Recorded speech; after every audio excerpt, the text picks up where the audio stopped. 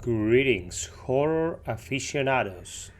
FiOth here, and in this vid I'm gonna try to give you a definitive answer to the question that's plaguing the industry and the internet since Resident Evil 4 came out and proved to be another masterful creation by Capcom.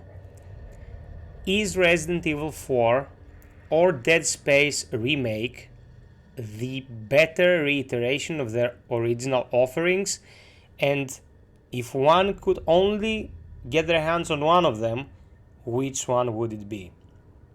Disclaimer, what you're seeing in the background is trailers that you've already watched without any subtitles, and the gameplay I will be showing is a random part from Dead Space, where it's mostly combat encounters and traversal, and the opening of Resident Evil 4, so nothing will be spoiled. I understand that people have mostly played Dead Space by now or have an understanding of what Dead Space is about, but Resident Evil 4 is still relatively new, so I am not going to spoil anything. I'm gonna be very respectful so your enjoyment would not be in danger.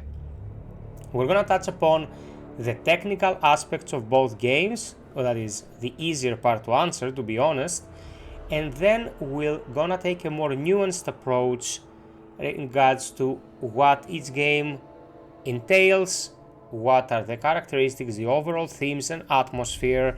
We're gonna touch upon combat, which is an integral part of both titles, and I am going to run a, let's say, not exactly comparison, but parallel critique of the base aesthetic and themes of both of these games, so you will be able to understand which one of the two is the best title for you according to your own taste and preference.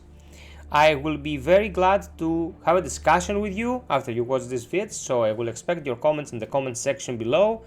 It's always very clean on this channel, very respectful, so don't you worry, come out and say what you want to say. Without further ado, let's get to the meat and potatoes of which one of these two remakes manages to do it better. So, what are Resident Evil 4 and Dead Space Remake? Both of these games belong in the action horror genre. Not survival horror, because if you want your game to be survival horror, it has to include the survival element in it. Survival element by definition implies that there is a finite amount of resources in the game world which, if you expend, can't get any more of. You're stuck in a game world that is devoid of resources and you just have to somehow survive and make do. This kind of gameplay was abandoned by Capcom in 2005 with Resident Evil 4 OG and was brought back with Resident Evil 7. Dead Space from the beginning was action horror because you could just visit the kiosk and get all the ammo you wanted. Here in the Resident Evil 4 remake, except for the part that enemies also drop ammunition and consumables like Dead Space, you can get specific items from the merchant and craft your ammunition with them. Action horror has become the staple for horror in this day and age where people are looking for faster paced experiences, and it is all fine and dandy. I am not here to say that one group or the other has it right over their contemporaries. It's just a matter of preference, and if people are indeed looking for a survival horror experience, there are smaller niche productions out there being created even to this day that will scratch that itch. Shout out to Signalis and Tormented Souls, among others, as a couple of examples. So, since we're talking action, we are obviously implying that the game is action focused. That is true for both Resident Evil 4 Remake and Dead Space Remake. They are both very combat focused experiences, and what is good to know about both of these games is that the mechanics used in said combat scenarios are all top of the line, very, very imaginative and refined since the OG offerings to give the player the best possible experience. The most drastic overhaul, of course, is Resident Evil 4 Remakes, because back in the day, it used to be a pretty much over-the-shoulder tank control-centric experience. And yes, people, it was tank controls because there was no strafing. You were turning the character around and then applying forward motion to move in a line. But now we're talking fully 100% 3D movement, just like in Dead Space OG and Dead Space Remake. There are a couple of differences to how these two games approach their combat, however. First and foremost, Dead Space uses a lot of gimmickry to get its point across. Segments like the one you see in front of you make use of zero-G environments to allow the player to traverse specific segments of the Ishimura, and if you're familiar with the series whatsoever, you will know that dismemberment plays a huge role. You cannot just shoot center mass and hope to deplete the enemy's health pool. You have to cut off limbs and heads, and telekinesis and slow mechanics also play a huge role. You are able to use your environmental assets and the stasis module to produce some pretty awesome results. So Isaac is not only dependent on his actual weaponry to defend himself and go from point A to point B. He can also use what is around him, manipulate it, change the flow of time when it comes to how it affects enemies to overcome the opposition. Leon, on the other hand, uses a much more straightforward and grounded set of skills, but the new mechanics implemented into the game add a lot of spice and color to the proceedings. The new knife mechanics are amazing. That's where I have to start from, because with the developers taking QTEs out of the game, they had to somehow replicate sections like the Krauser fight later on, where everything would be dependent on how the character uses the knife. And no one would wanna watch a fight where you'd just draw a knife and stationarily just slash away at enemies, because that is apparently 18 years old as far as ideas go right now. What they did was add a fluid layer of combat related to the knife in the core moveset of the character that feels totally organic, takes just a little bit of time to get used to, and can produce some pretty insane results if you invest the time into understanding how to optimize it. So starting from the core of both experiences, the combat, we can see that there's quite a bit of disparity here. Do you prefer sci-fi futuristic tools in order to survive in the hostile environment, or do you lean towards a more grounded, more believable or realistic approach, including a kit, an arsenal that's more tied to what you would expect from modern times in order to defy the opposition? With combat said and done, let's deal with arguably the most important aspect of the choice presented to us. What do you prefer to dabble in? Which thematic background seems more interesting to you? Of course, I'm talking about the two themes presented here, them being cosmic horror and body horror. Cosmic horror refers to an evil that is unknowable, without a specific understandable origin, tied to grander things beyond human understanding and knowledge, whilst body horror refers to the fear of the mutilation, the disfiguration, and overall monsterization of the human body.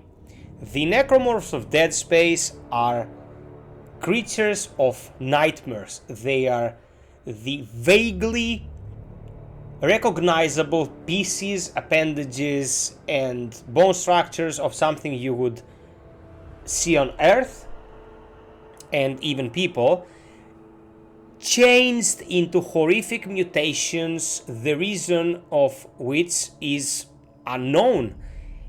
In Dead Space they talk about the pathogen, and the pathogen does all these things to the victims, but it's really not until Dead Space is 2 middle to end game that you understand what the markers and their effects are all about. Of course, I'm not gonna spoil anything because we're probably getting a Dead Space 2 remake, and that will be a fantastic treat for all of us.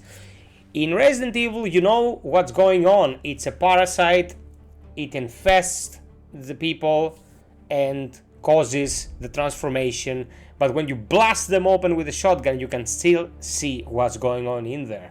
What has transpired to turn peaceful villagers into violent, murderous monsters. So if you prefer your themes to be more grounded, more understandable, Resident Evil 4 will get you satisfied much easier than Dead Space. Dead Space deals with a scope and heritage when it comes to its enemy that is much more long-term, much more ancient than Resident Evil's. And of course, this is in perfect agreement with the science fiction and space landscape, because let's face it, the farther away you go from the pedestrian life, the grander the events seem to be. Now let's talk moment-to-moment gameplay variety. If you remember Resident Evil 4 back in the day in 2005, you'll remember how far off it was from what the previous iterations of the series dabbled in. The puzzle solving specifically took a nosedive. There was barely any to be had, to be honest.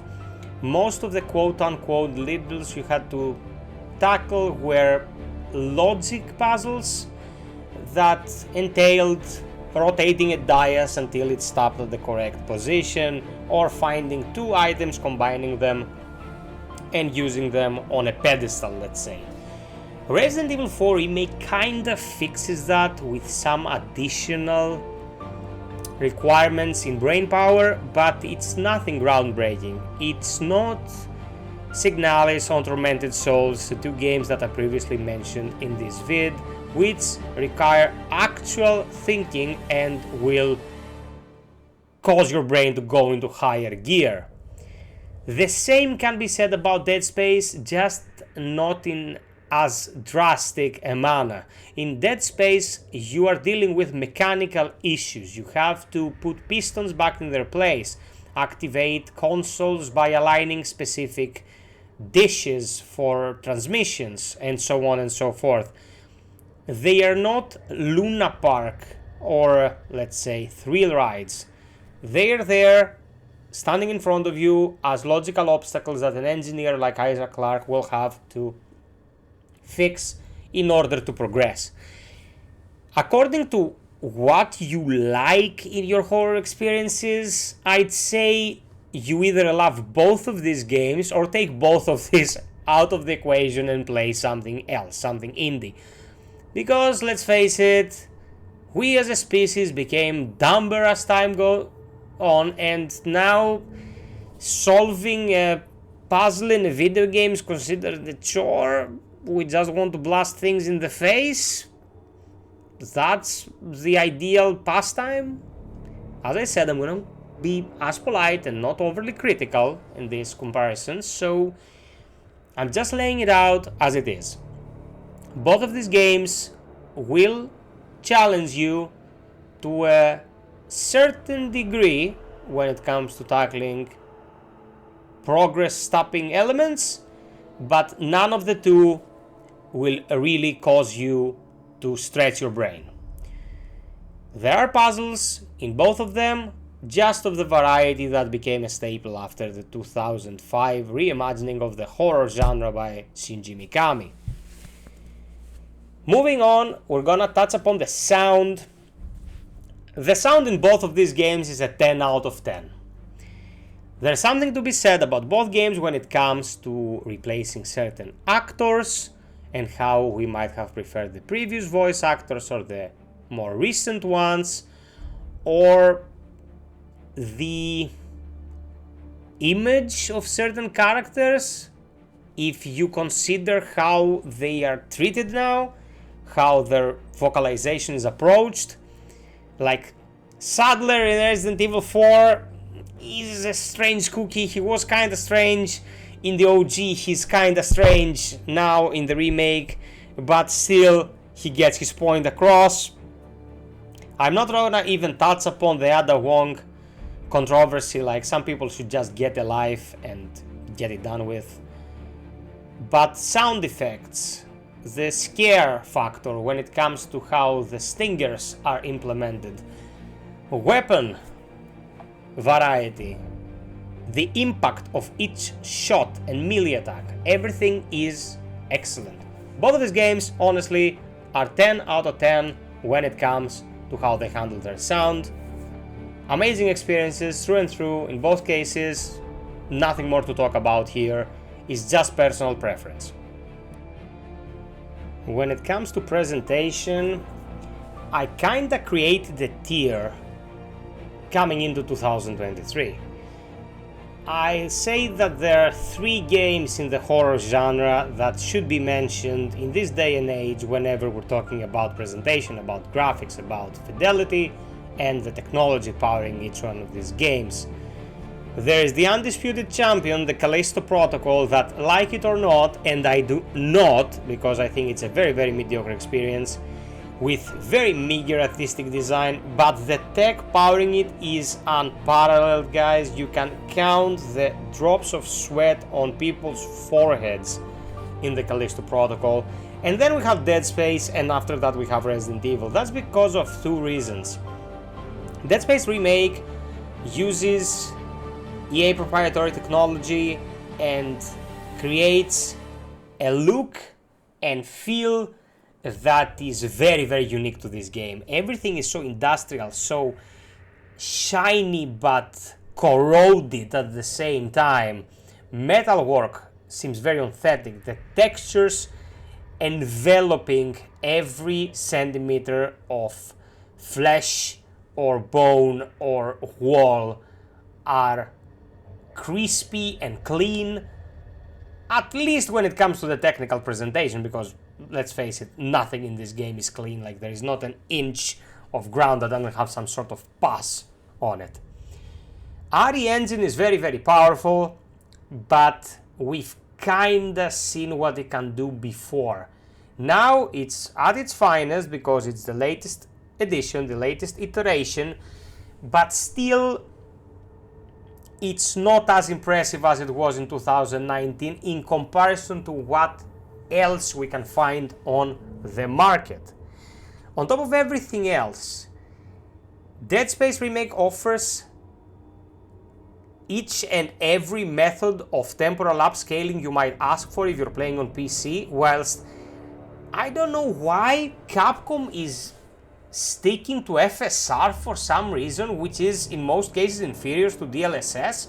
I had to customly iterate DLSS to Resident Evil 4 Remake in order to get optimal DPS and crispiness, and the results were transformative, but not every user can go through the trouble or has the technical know-how to do it. So why doesn't RE Engine give us the choice of implementing DLSS? What's with their fascination with FSR? I suppose there's some deal going on, or the engine itself it's tied to FSR and cannot work with DLSS as well, at least in theory. But what's on offer here for Dead Space is vastly superior when it comes to optimization, especially in the ray tracing department, because ray tracing in RE Engine has always been mediocre, but it is unstable as hell as well when it comes to Resident Evil 4, and I really hope they fix it, because it's a damn shame to have such amazing vistas and long views and castle architecture and not be able to see it under more high-tech light.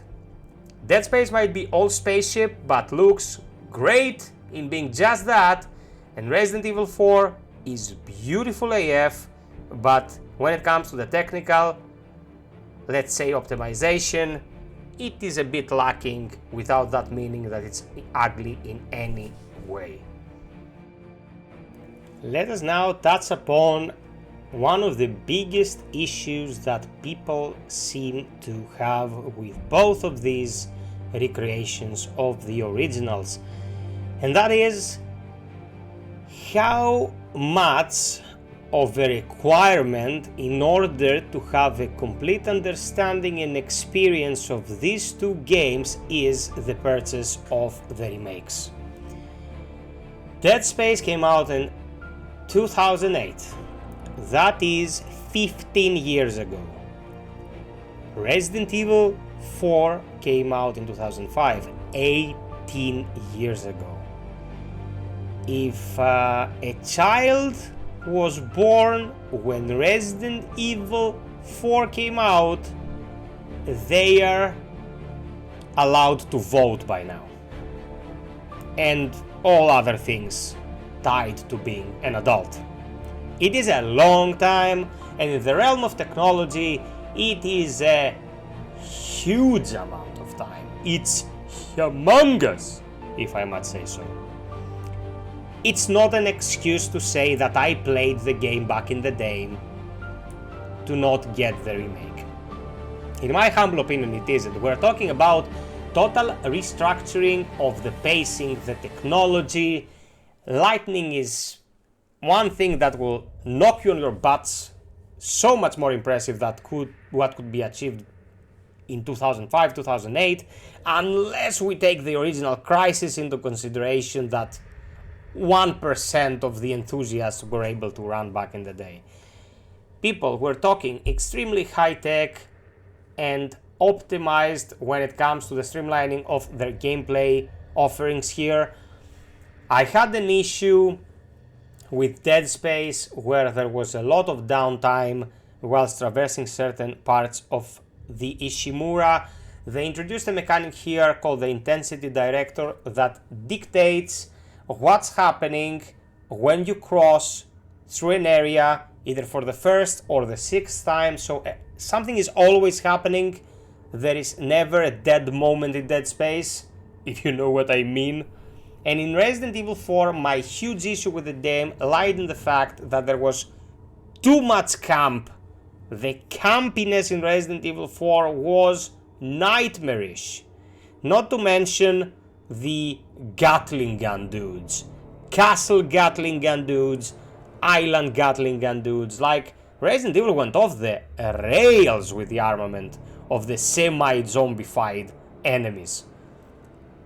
When I reached the middle of the castle back in my first run and found the red cultist on the turret, I was like, why?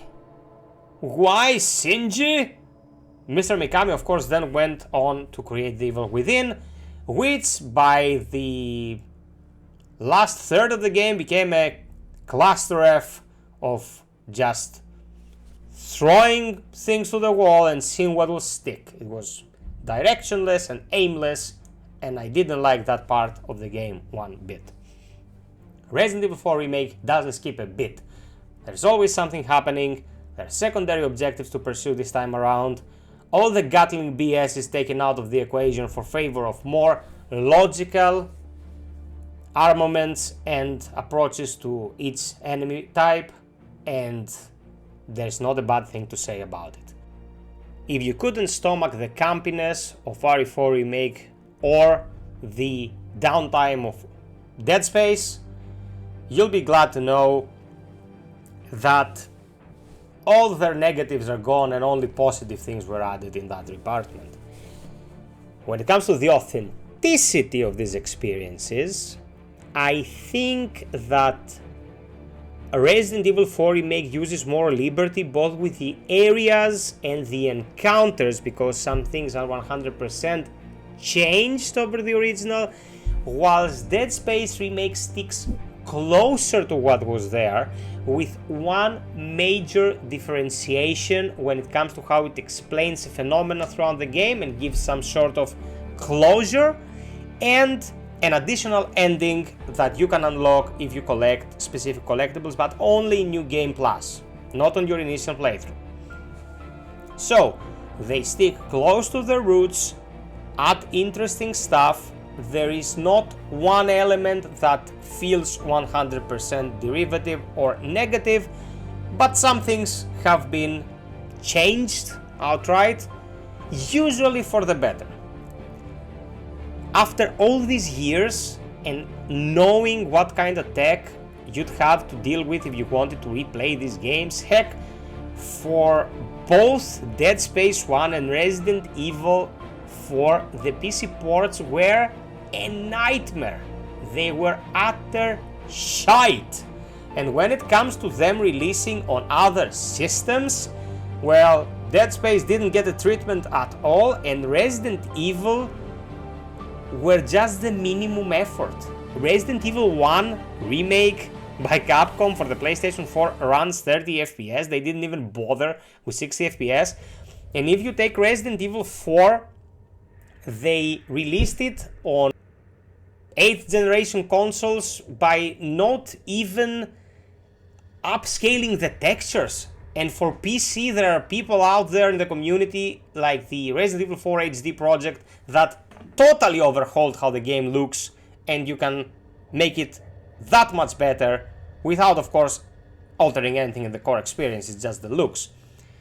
They sure went the extra mile here, but these are recreations, and that's a fact we have to live with.